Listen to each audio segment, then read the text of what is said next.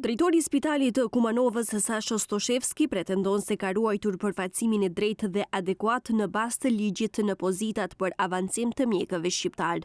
Në një komunikim të shkurtër me Alsat, na referoi në webfaqen e spitalit, duke na treguar udhëheqësitë e reparteve të klinikave. Megjithatë, të dhënat tregojnë se përfaqësimi i mjekëve shqiptar në pozita të drejtuese mbetet dukshëm më i ulët, krahasuar me mjekët maqedonas, të cilët mbajnë shumicën e funksioneve udhëheqëse. Pozitat kryesore drejtuese në reparte si interno, kujdesi intenziv, diabet, pediatria, kirurgjia, infektivi, psikiatria, psikologjia, dermatologjia dhe motrat kryesore janë maqedonase.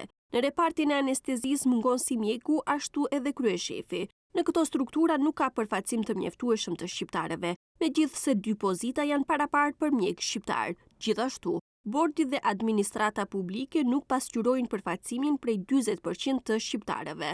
Ministri i Shëndetësisë Azir Aliu më herët tha se me ndryshimet e paralajmëruara në ligjin për shëndet publik, pritet të vendosen mekanizma që do të kufizojnë vendimarrjen diskrecionale të drejtorëve në procesin e punësimit dhe avancimit.